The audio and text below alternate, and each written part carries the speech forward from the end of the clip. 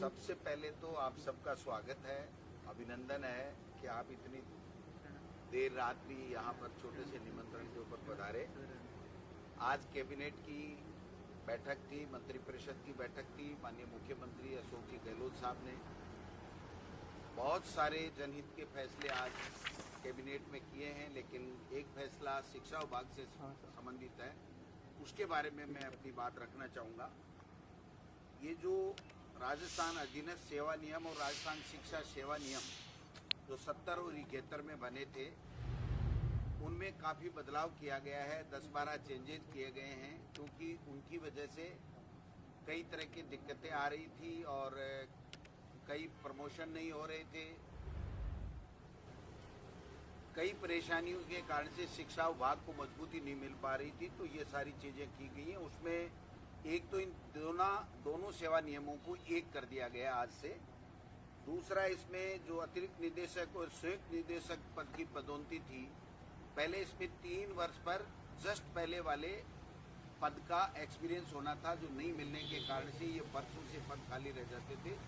अब उससे एक नीचे वाले ग्रेड का 3 साल का और उससे जस्ट पहले वाले का 1 साल का, यानी 4 साल का अगर अनुभव हो गया तो उसके बाद में उसकी पदोन्नति हो जाएगी। कहने का मतलब जो नेक्स्ट का 3 साल का था उसको 1 साल कर दिया गया और उससे पहले का 3 साल का कर दिया गया, जिससे इन पदों पर जेडी और इनके ऊपर एडी के ऊपर पदोन्नति हो सकती है। एक जिला शिक्षा अधिकारी के जो पद थे वो 50% सीधी भर्ती से नियमों में प्रावधान था 70-71 में, और 50% पदोन्नति से था।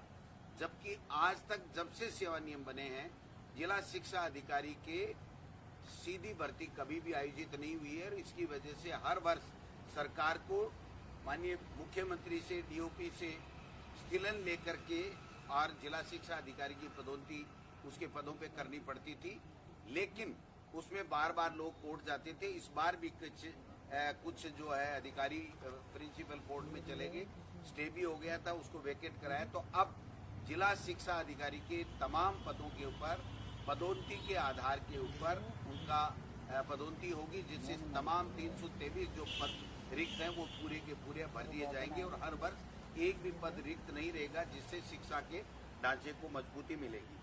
दूसरा, एक प्रधानाचार्य सीनियर स्कूल का और प्रधानाध्यापक जो सेकेंडरी स्कूल का है, उसमें जो 66 और 33 67 और 33 का अनुपात था, उसके कारण से कई तरह की आपस में दोनों केडर के विवाद होते थे, उसको आज निपटा दिया गया है।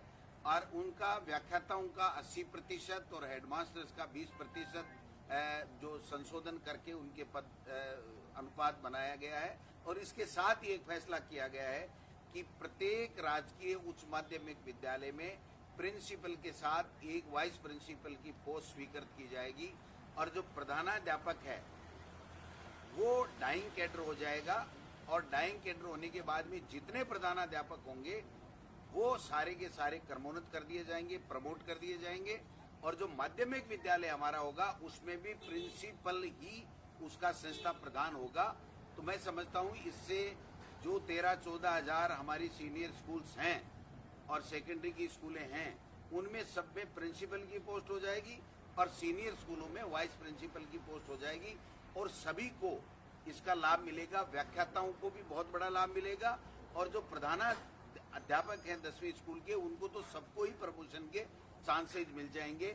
और डाइंग कैडर होने के कारण से फिर हमेशा हमेशा के लिए एक चैनल हो जाएगा कि जो भी सेकंड ग्रेड से आएगा वो व्याख्याता बनेगा, व्याख्याता बन के फिर वाइस प्रिंसिपल बनेगा, और वाइस प्रिंसिपल बन के फिर प्रिंसिपल बनेगा। दूसरा, एक जो व्याख्याता शारीरिक शिक्षा का वित्त विभाग से पद तो स्वीकृत था, लेकिन इन नियमों में इनकेडर नहीं होने के कारण से, इन नियमों में इनकेडर नहीं होने के कारण से आज तक 25-30 साल में 40 साल में प्रमोशन नहीं हुआ। इसलिए ये संशोधन करके इसको इनकेडर कर दिया गया है। तो अब व्याख्याता शारीरिक शिक्षा का भी प्रमोशन, जो सेकंड ग्रेड के लोग हैं उनका व्याख्याता में प्रमोशन हो जाएगा पहली बार 70 साल में।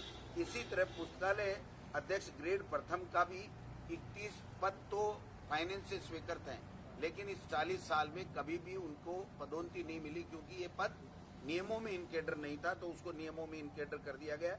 इसी प्रकार पुस्तकालय ग्रेड द्वितीय के पद सीधी भर्ती के पदोन्नति पे रोक लगा दी गई थी। उसमें प्रावधान तो कर दिया नियमों में, लेकिन उसमें ये एक लाइन लिख दी कि ये आगे भर्ती नहीं की जाएगी, तो उसकी वजह से ये भर्ती जो है नहीं हो रही थी, इसको भी कर दिया गया। एक महत्वपूर्ण निर्णय और लिया गया है कि जो पंचायत राज में शिक्षक नई भर्ती होती है और माध्यमिक शिक्षा में पंचायत राज से ही 3rd ग्रेड के टीचर जाते हैं, नई भर्ती उसकी कोई नहीं होती है। तो 3 साल की शर्त थी उसमें पहले 6D के अंतर कि 3 साल की पंचायत राज में आपकी सेवा होने पे ही कोई टीचर है वो माध्यमिक शिक्षा में जा सकता था।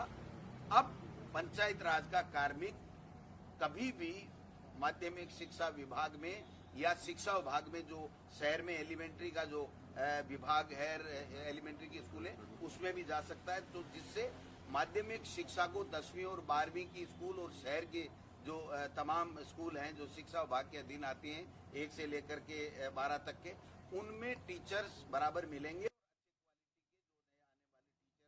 वो मिल जाएंगे, ये भी कर दिया गया है। एक हमने ये किया है कि जो व्याख्याता पहले होता था वो किसी में भी ग्रेजुएशन करो, लेकिन अगर पोस्ट ग्रेजुएशन जिस विषय से करता था उसका व्याख्याता बन जाता था। फॉर एग्जाम्पल, अगर उसने BSc किया है, साइंस से वो पढ़ा है ग्रेजुएशन, और उसने अगर भूगोल, अंग्रेजी या इतिहास से 2 साल PG करके और वो व्याख्याता भूगोल या इतिहास का बन जाता था, जिससे वो क्वालिटी की एजुकेशन नहीं दे पाता था। अब हमने ये नियमों में संशोधन कर दिया है कि जो ग्रेजुएशन जिस विषय में करेगा उसी में PG करेगा, उसी को व्याख्याता बनाया जाएगा।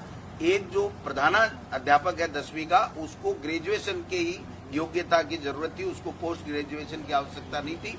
अब उसको जोड़ करके पोस्ट ग्रेजुएट कर दिया, क्योंकि वो एक महत्वपूर्ण पद है और अब आगे चल करके वो वाइस प्रिंसिपल बनेगा, प्रिंसिपल बनेगा।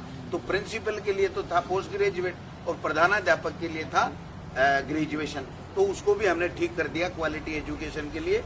एक प्रतियोगी परीक्षाओं से अगर कोई व्यक्ति अपने कैडर में OBC, SC, ST में अगर 1 नंबर भी ले लिया या माइनस मार्किंग भी हो गई या 5 नंबर भी 100 में से ले लिया, तो वो भी व्याख्याता बन जाता था या टीचर बन जाता था।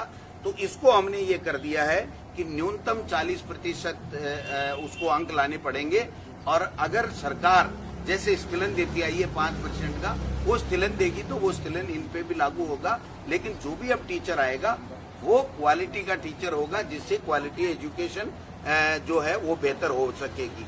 एक तो ये चीज होगी। अभी जो एक चीज हुई है कि जो इन कैडर डाइंग कैडर जो प्रधानाध्यापक का किया जाएगा और जो वाइस प्रिंसिपल के पद हमारी सीनियर स्कूलों में किए जाएंगे, इससे 13-14 हजार टीचर्स को एक तरीके से नई भर्ती के अवसर मिलेंगे, क्योंकि 10,000 तो आप समझ सकते हैं कि वाइस प्रिंसिपल के पद ही होंगे, तो उन व्याख्याताओं को और हेडमास्टरों को उनको प्रमोशन का लाभ मिलेगा। और जो सेकेंडरी स्कूल है उसमें प्रिंसिपल की पोस्ट हो जाएगी हेडमास्टर के बजाय, तो उसकी क्वालिटी एजुकेशन भी बढ़ेगी और इतने पद भी बढ़ेंगे। तो कहने का तात्पर्य ये है कि ऐसे ऐसे फैसले आज शिक्षा विभाग के नोट के ऊपर माननीय मुख्यमंत्री जी ने, हमारी कैबिनेट ने लिए हैं, जिससे एक मील का पत्थर आज के फैसले साबित होंगे एजुकेशन को आगे बढ़ाने में राजस्थान में और क्वालिटी एजुकेशन में। और नए लोगों को जो हमारे टीचर्स हैं, व्याख्याता हैं, हेडमास्टर हैं, 2nd ग्रेड के हैं, उनको ज्यादा से ज्यादा प्रमोशन के अवसर प्राप्त होंगे। ये इस प्रकार से सभी शिक्षक संगठनों से इसमें हमारे द्वारा बात की गई है और तमाम ये जो फैसले आज हैं वो मुख्यमंत्री जी ने कैबिनेट में पारित किए। इनको बताने के लिए मैंने आपको कष्ट दिया है। आप पधारे, आपका बहुत बहुत धन्यवाद। एक फैसला मैं और बता देता हूं कि माननीय मुख्यमंत्री अशोक गहलोत जी के नेतृत्व में यहाँ पर विधान परिषद के गठन का प्रस्ताव सर्वसम्मति से पारित किया था, लेकिन केंद्र की मोदी सरकार इसको टाले जा रही थी और एक चिट्ठी दोबारा भेजी गई कि आप बताइए कि आप चाहते हैं या नहीं चाहते हैं। तो ये टालने की मंशा से बताया गया है।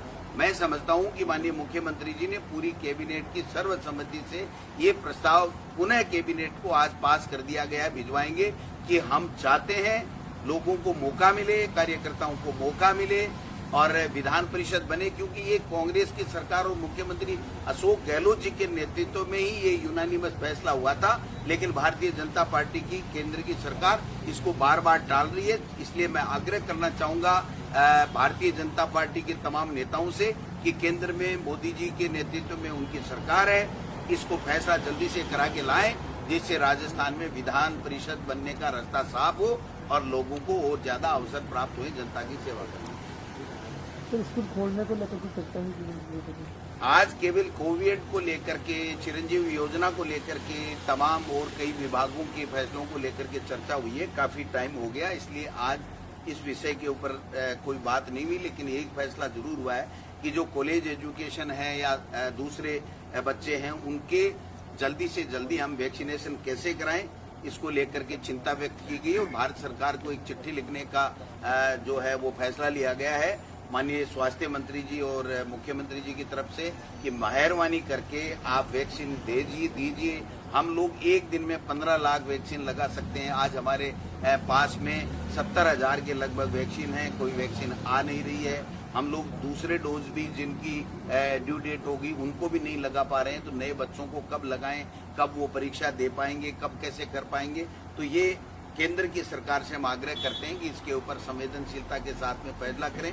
वो चाहे मंत्रिमंडल विस्तार करें, किसी की छुट्टी करें, किसी को अंदर करें, वो उनका फैसला है। लेकिन मेहरबानी करके वैक्सीन के ऊपर अब स्वास्थ्य मंत्री जी को हाथ धोना पड़ गया, केंद्र के मंत्री जी को, तो इससे ये साफ जाहिर है कि मोदी जी की केंद्र सरकार जो कोरोना काल में उनको मैनेजमेंट करना चाहिए था, जो इनको व्यवस्थाएं करनी चाहिए थी, उसमें पूरी तरीके से फेल हुई है और उसके कारण से केंद्र के स्वास्थ्य मंत्री का इस्तीफा मोदी जी को लेना पड़ा है। अपनी साख बचाने के लिए किसी की बलि दी है, लेकिन जिम्मेदारी प्रधानमंत्री की है।